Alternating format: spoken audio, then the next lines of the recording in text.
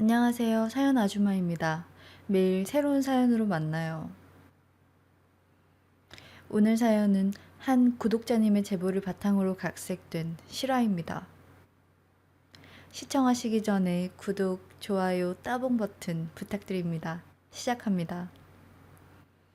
여러분 안녕하십니까? 전 올해로 딱 62입니다. 이 나이 먹고 우사스럽게 무슨 연애냐고 혀를 차실 분도 계시겠죠. 하지만 오늘 제 이야기를 끝까지 들어보시면 다들 제 편을 들어주실 겁니다. 제 인생은 3년 전 집사람이 하늘로 떠나면서 완전히 끝난 줄 알았습니다. 평생 허리띠 졸라매고 기계처럼 일해서 번 돈으로 자식들 유학 보내고 번 듯한 집 한 채씩 다 해줬죠. 그런데 이놈들은 애미 장례 치르고 나니까 1년에 명절 때 딱 2번 얼굴 비추고 끝이거든요. 찾아올 때마다 차 바꿀 때 안 되셨나, 손주 학원비가 올랐다, 대놓고 지갑을 열라고 당당하게 요구합니다. 나를 아버지로 보는 건지, 돈 뱉는 현금 인출기로 보는 건지 피눈물이 나면서 억장이 무너지더라고요. 심한 우울증이 와서 1년 넘게 캄캄한 집구석에만 처박혀 있었습니다. 밥도 찬물에 대충 말아먹고 텔레비전만 멍하니 보며 하루하루 죽을 날만 기다렸죠. 그러던 어느 날 고향 불알 친구 만수놈이 다짜고짜 현관 비밀번호를 누르고 쳐들어왔습니다. 야, 이 미친놈아. 여기서 퀴퀴한 허라비 썩는 냄새 나면서 이게 무슨 꼴이고? 송장 치를 일 있나? 하며 제 멱살을 잡고 무작정 밖으로 질질 끌고 나갔습니다. 저는 놔라 발버둥을 쳤지만 만수놈의 황소고집을 꺾을 수가 없었죠. 그렇게 억지로 끌려간 곳이 바로 동네 주민센터 노래교실이었습니다. 문을 여니 아주머니들만 바글바글하고 뽕짝 반주 소리는 귀청이 떨어질 듯 쿵쾅거렸습니다.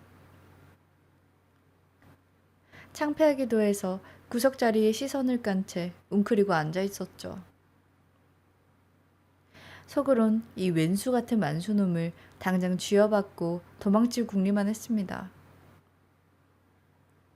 내가 무슨 부귀영화를 누리겠다고 다 늙어서 이런 노인네들로 노는 곳에 앉아있나 자괴감까지 밀려왔으니까요.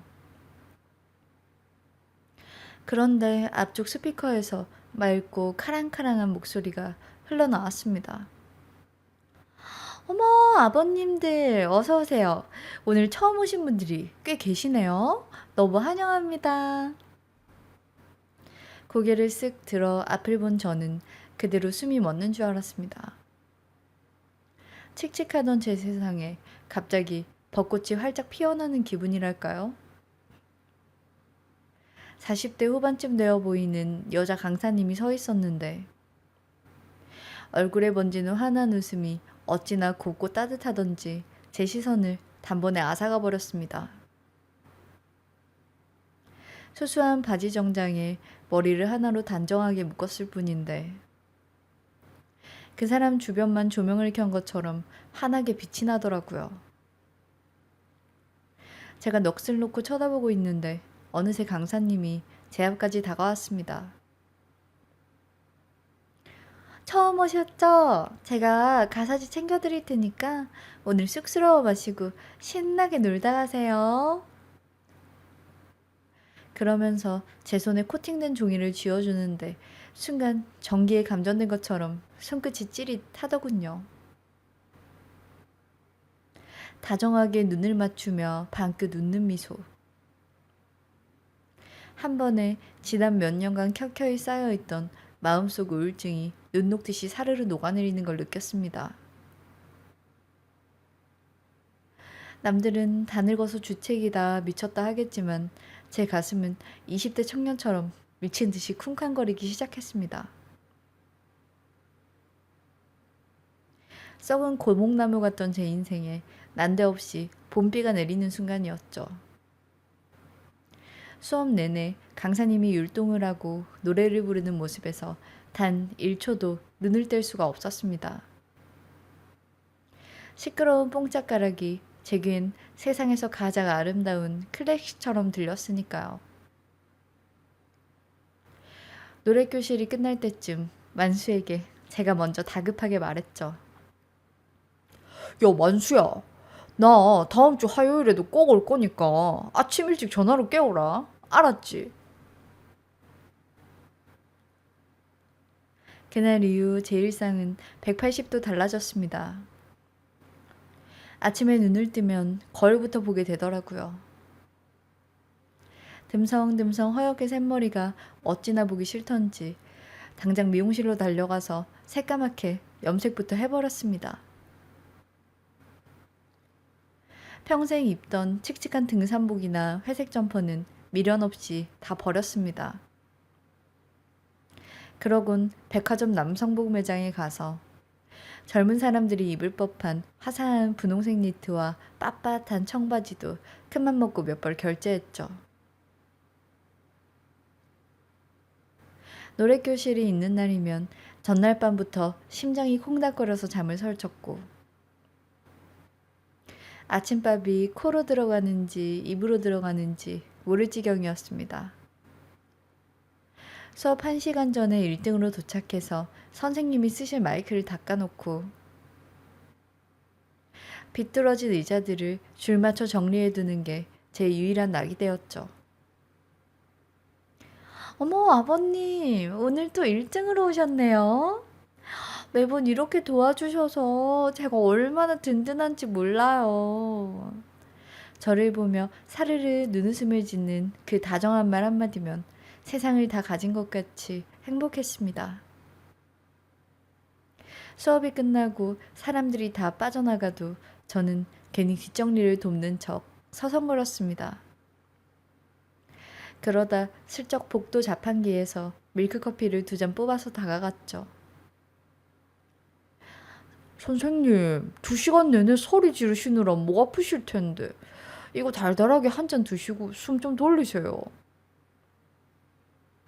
쑥스럽게 종이컵을 건네면 선생님은 최고급 커피라도 대접받은 것처럼 환하게 웃으며 고마워하셨습니다.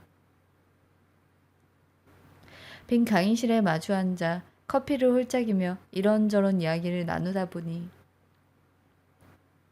자연스럽게 선생님의 속사정도 알게 되었습니다. 10년 전 남편을 몹쓸 병으로 먼저 떠나보내고 밤낮 없이 식당 주방일이며 노래 강사를 투잡으로 뛰면서 억척스럽게 살아왔더라고요. 거동 불편한 홀어머니 모시면서 하나 있는 딸 자식 대학까지 보내느라 정작 자기 인생은 하나도 없이 버텨왔다는 그 담담한 고백에 제 눈시울이 다 붉어졌습니다. 겉으론 저렇게 항상 밝고 씩씩하게 웃고 있어도 속으론 밤마다 혼자 얼마나 많은 눈물을 삼켰을까 생각하니 가슴이 아릿해졌습니다. 확신했습니다.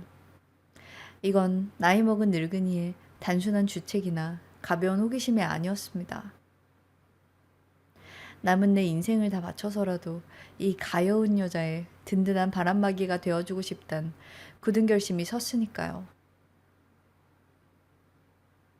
하지만 세상 일이 제 뜻대로만 흘러가면 얼마나 좋았겠습니까? 우리 선생님과 저 사이에 징글징글한 불청객이 껴들고 말았습니다. 그 인간은 동네에서 자치위원장이랍시고 유세 떠는 영감탱이였는데 주민센터 건물을 관리하는 상가 소장 타이틀까지 차고 있어서 동네 사람들이 다 설설 기는 진상이었습니다. 처음엔 저도 그러려니 했는데 이 영감탱이의 눈빛이 갈수록 음흉해지는 겁니다. 노래교실 중간에 수시로 문을 열고 들어와서는 팔짱을 끼고 거들먹거리며 선생님을 위아래로 훑어보는 꼴이 어찌나 역겹던지요. 어느 날 수업이 끝나고 다 같이 근처 고깃집에서 회식을 하는 날이었습니다. 그 자치위원장 영감이 상석에 떡하니 자리를 잡고는 우리 선생님을 자기 바로 옆자리로 억지로 끌어안치더라고요. 그리곤 시키지도 않은 소주를 잔뜩 시켜서는 억지로 술을 강권하기 시작했습니다. 박공사, 한 잔 받아. 내가 우리 센터에서 제일 예뻐하는 사람 주는 건데 안 마시면 섭섭하지. 선생님이 곤란한 표정으로 억지로 한 모금을 축이자 이번엔 그 더러운 손으로 선생님의 어깨를 덥석 감싸쥐는 겁니다. 아유, 우리 박 강사는 피부도 어쩜 이리 고와? 내가 뒤를 든든하게 봐줄 테니까 걱정하지 말고 나한테 잘해봐. 선생님이 당황해서 몸을 피하며 위원장님, 이러지 마세요. 저 술 못합니다. 하고 정색을 했습니다. 그러자 영감탱이의 본색이 드러나더군요. 아이고, 내가 누군 줄 알아? 내 팬때 하나면 다음 달부터 노래교실 폐강시키고 자네 당장 내쫓을 수 있어. 어딜 감히 튕겨? 안주머니에서 결제 서류 같은 걸 꺼내들고 허공에 펄럭거리며 협박을 해대는 그 꼴을 보는데 순간 제 속에서 화라산이 터져버릴 것 같았습니다. 제가 젓가락을 탁 소리나게 내려놓고 벌떡 일어나 영감 앞으로 성큼성큼 걸어갔습니다. 당신 지금 뭐 하는 짓이야? 엄연히 강사님으로 모시고 수업받는 분한테 어디서 그딴 추잡한 손버릇을 놀려? 제가 고래고래 소리를 지르며 가로막자 영감탱이는 코웃음을 쳤습니다. 뭐야 이 늘다리는? 너야말로 나서지 말고 찌그러져 있어. 내 건물을 내 맘대로 관리하겠다는데 네가 뭔 상관이야. 당장 경찰을 부르려다 수강생들이 말리는 통에 억지로 참긴 했지만 덜덜 떨고 있는 선생님의 어깨를 보니 주먹이 부들부들 떨렸습니다. 설상가상이라고 했던가요? 그 징글징글한 자치위원장 영감탱이 하나로도 골치가 아픈데 상상도 못한 뒤통수를 맞게 되었습니다. 하루는 평소처럼 아침 일찍 주민센터에 도착해서 강의실을 정리하고 있었습니다.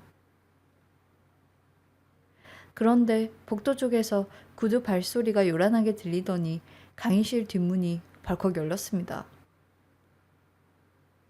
누군가 하고 고개를 돌린 순간 저는 제 눈을 의심했습니다. 1년에 2번 얼굴 보기도 힘든 제 아들놈과 며느리가 불독처럼 험악한 표정을 짓고 서 있는 겁니다. 심장이 철렁 내려앉았습니다. 아버님, 도대체 여기서 뭐 하시는 거예요? 며느리가 날카로운 목소리로 쏘아붙이며 강의실 안으로 성큼성큼 걸어 들어왔습니다. 아들놈은 얼굴이 시뻘겋게 달아올라서는 제 앞을 가로막더군요.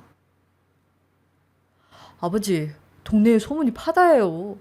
아버지가 젊은 여자 강사한테 홀려서 맨날 꽃단장하고 다닌다면서요. 치매 걸리신 거 아니에요?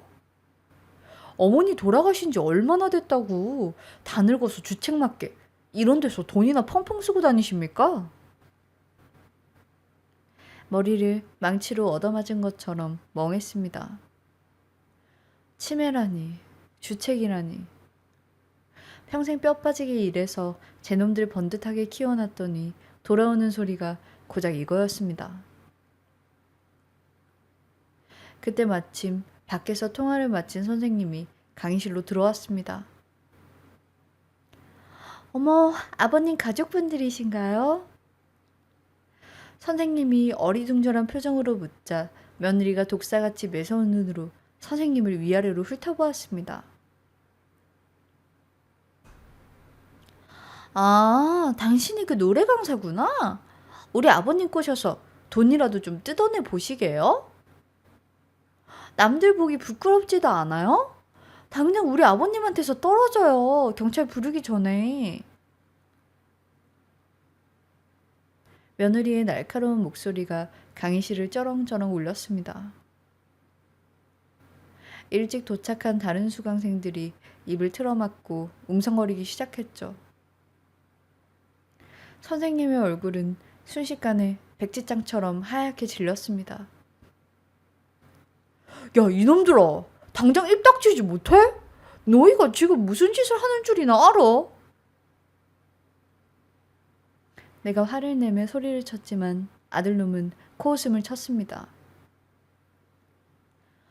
아버지 재산 우리가 다 지킬 겁니다. 저런 꽃뱀한테 단 한 푼도 못 뺏겨요. 이 여자가 우리 아버지한테 접근하는 거 내가 다 지켜볼 겁니다. 아들놈이 사태질까지 해가며 핏대를 세우자 선생님은 결국 눈물을 터뜨리며 강의실 밖으로 뛰쳐나가 버렸습니다. 제 가슴은 시퍼렇게 멍이 들었고 이기적이고 악랄한 자식들에 대한 끔찍한 배신감에 숨조차 쉬기 힘들었습니다. 내 인생을 다 바쳐 키운 자식들이 저를 그저 돈줄로만 보고 있었다는 더러운 진실이 비수로 꽂히는 순간이었습니다. 자식놈들이 폭풍처럼 휩쓸고 지나간 강의실에 저 혼자 동그러니 남았습니다. 억장이 무너진단 말로는 턱없이 부족했죠. 황급히 밖으로 뛰쳐나가 선생님을 찾았지만 이미 여자 화장실에 숨어 문을 걸어 잠근 뒤였습니다. 밖에서 발만 동동 구르며 기다린 지 한참 뒤에야 눈이 퉁퉁 부은 채로 나온 선생님은 곧장 주민센터 사무실로 향했습니다. 불안한 마음에 뒤를 쫓아갔는데 아니나 다를까. 그 자치위원장 영감탱이가 소파에 삐딱하게 앉아 거들먹거리며 서류를 뒤적거리고 있더군요. 거봐, 내가 뭐랬어? 박강사 콧대 늦게 굴더니 꼴 좋다. 다 늙은 영감탱이 하나 잘못 건드려서 동네 망신이나 당하고 말이야. 오늘부로 당장 짐 싸서 나가. 안 그래도 당신 수업 이번 달에 확 빼버리려고 했으니까. 영감탱이의 비아냥거리는 소리에도 선생님은 반박조차 하지 못했습니다. 그저 파르르 떨리는 손으로 가방에서 미리 써둔 사직서 한 장을 꺼내 책상 위에 올려놓을 뿐이었죠.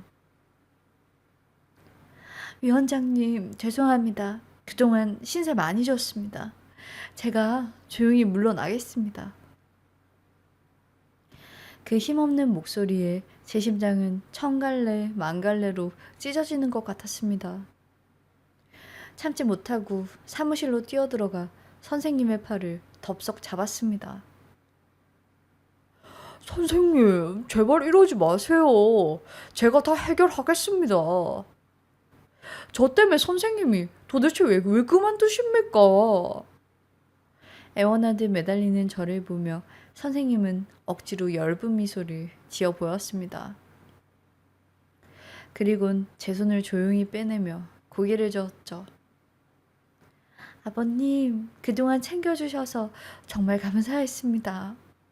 하지만 저 더 이상 이렇게 수치스러운 모욕 당하면서 일하고 싶지 않아요. 집에 있는 제 딸아이 얼굴 볼 면목도 없고요. 아버님, 부디 건강하세요. 그 말을 남기고 쓸쓸하게 뒤돌아 걸어가는 그녀의 좁은 어깨를 보는데 왈칵 뜨거운 눈물이 쏟아졌습니다. 평생을 입을 거 먹을 거 아껴가며 남들 눈치만 보고 자식들 뒷바라지하느라 내 청춘을 다 바쳤습니다. 그런데 내 남은 인생 마지막 불꽃처럼 찾아온 이 귀한 사람 하나 못 지키고 이렇게 허망하게 보내야 한단 말입니까? 뼛속 깊은 곳에서부터 뜨거운 분노와 걷잡을 수 없는 회한이 들끓기 시작했습니다. 아니, 절대 이대로 끝낼 순 없다. 내가 도대체 누구 좋으라고 이렇게 병신같이 숨죽이며 허름하게 살았단 말인가. 낡은 잠바 하나 걸치고 다니니까 내가 진짜 아무 힘도 없는 뒷방 늙은이인 줄 아나 본데 단단히들 착각했다. 내 돈만 노리고 폐륜을 저지른 금수만도 못한 자식놈들. 그리고 알량한 감토 하나 썼다고 함부로 갑질을 해든 저 쓰레기 같은 위원장놈. 내가 가진 모든 힘을 동원해서 다시는 고개도 못 들고 살게 뼈저리게 후회하게 만들어주마. 내일 당장 이 동네 바닥이 어떻게 뒤집어지는지 똑똑히 보여주리라 다짐하며 저는 지갑 가장 깊숙한 곳에 숨겨두었던 명함 하나를 꺼내들었습니다. 다음 날 아침 저는 제가 평생 입지 않던 맞춤 정장을 옷장에서 꺼내 입었습니다. 수십 년 전 제가 한창 현역에서 뛸 때 입었었던 나일선 양복이었죠. 넥타이까지 빳빳하게 조여매고는 곧장 제 담당 변호사 사무실로 향했습니다.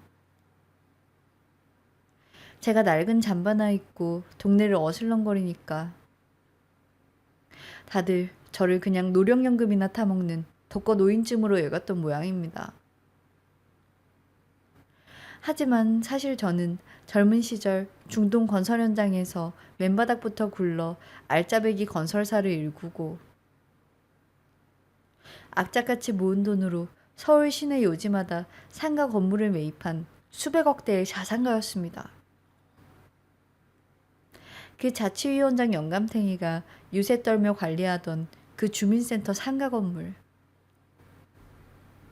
그것도 다 제 명의로 된 수많은 건물 중 하나일 뿐이었죠. 김 변호사, 오늘부로 내 전 재산 사회 환원 절차 밟아. 그리고 내 자식놈들한테 상속 포기각서 내용 증명 띄우고 내 재산 단 한 푼도 그 새끼들한테 안 남길 거니까 당장 처리해.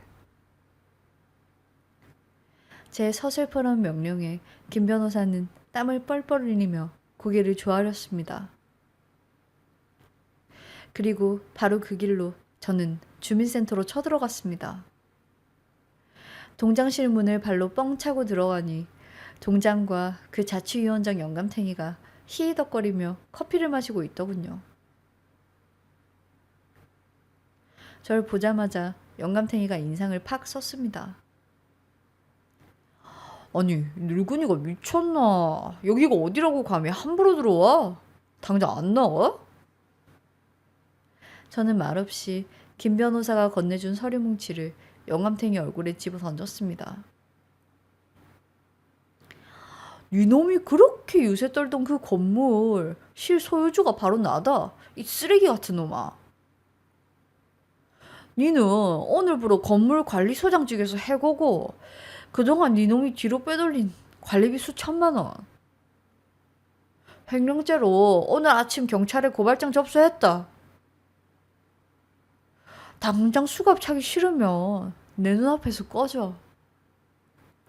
영감탱이의 얼굴이 사색이 되어 덜덜 떨기 시작했습니다. 동장놈도 제 정체를 알고는 바닥에 납작 엎드렸죠. 싹 다 치워버리고 저는 곧장 아들놈 회사로 전화를 걸었습니다. 아버지 재산 다 지키겠다고 핏대를 세우던 놈이 상속 포기 내용 증명을 받고는 제 발로 기어왔더군요. 아버지, 제가 죽을 죄를 지었습니다. 제발 한 번만 용서해 주십시오. 하고 바닥에 머리를 찌으며 울부짖었습니다. 꼴 보기 싫다. 내 돈 노리고 네 애비 얼굴에 먹칠한 패륜한 놈들. 너희들이랑은 오늘부로 천륜을 끊을 테니까 다시는 내 눈앞에 나타나지 마라. 나타나면 내 전 재산 털어서라도 누구들 바닥까지 파멸시켜버릴 거니까. 매몰차게 돌아선 제 마음은 오히려 그 어느 때보다 가볍고 후련했습니다. 평생을 올가매던 무거운 짐을 다 벗어던진 기분이었죠. 이제 남은 건 단 한 사람, 제 인생의 진짜 봄날을 찾아가는 일 뿐이었습니다. 모든 폭풍우가 한바탕 휩쓸고 지나간 뒤 저는 그 길로 곧장 선생님의 집 앞을 찾아갔습니다. 며칠 사이 반쪽이 되어버린 선생님의 야윈 얼굴을 보니 가슴이 미어지더군요. 저는 눈물을 글썽이는 선생님의 두 손을 꼭 부여잡고 그동안 숨겨왔던 제 사정과 자식들과 인연을 끊는 일, 위원장 놈을 박살낸 이야기까지 남김없이 털어놓았습니다. 선생님, 그동안 저 때문에 마음고생 많으셨습니다. 평생 기계처럼 돈만 벌다 보니 제 곁에 남은 건 껍데기뿐인 몸뚱이 하나인 줄 알았습니다. 그런데 선생님을 만나고 나서야 제 심장이 아직 뜨겁게 뛰고 있다는 걸 알았습니다. 남은 제 인생, 비록 길진 않겠지만 선생님이 더 이상 눈물 흘리지 않게 제가 든든한 울타리가 되어드리겠습니다. 제 진심 어린 고백에 선생님은 참았던 눈물을 왈칵 쏟아내며 곁을 허락해 주셨습니다.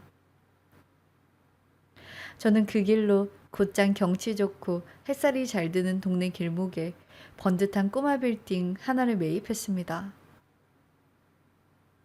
그리고 1층과 2층을 통째로 터서 세상에서 제일 크고 훌륭한 최신식 음악학원을 차려드렸죠. 간판엔 우리 선생님의 이름을 큼지막하게 박아 넣었고요. 이제 선생님은 누구의 눈치도 보지 않고 마음껏 노래를 부르고 계십니다. 그 뒤로 어떻게 되었냐고요? 유산을 한 푼도 받지 못한 제 아들놈과 며느리는 무리하게 끌어다 쓴 대출 이자에 허덕이며 땅을 치고 후회한다지만 제 알 바 아닙니다. 저를 모욕했던 자치위원장 영감탱이는 횡령죄로 감옥에 들어가 그동안 모아둔 재산마저 변호사비로 다 날리고 빈털터리가 되었다더군요. 인과응보라는 게 이렇게 무섭고도 통쾌한 겁니다. 구독자 여러분, 다 늙은 노인네의 주책맞은 늦바람이라고 혀를 차셔도 좋습니다. 하지만 62이라는 나이는 절대 죽을 날만 기다려야 하는 나이가 아니더라고요. 지금 저는 칙칙한 점퍼 대신 화사한 니트를 입고 매일 아침 우리 원장님 학원으로 출근합니다. 원장님이 피아노를 치면 저는 그 옆에서 서툴지만 열심히 하모니를 맞추며 듀엣곡을 부르죠. 세상 어느 부부 부럽지 않은 찬란한 저의 인생 이막은 이제 막 시작되었습니다. 나이가 60이 넘어도 행복할 자격은 누구에게나 있는 법이니까요.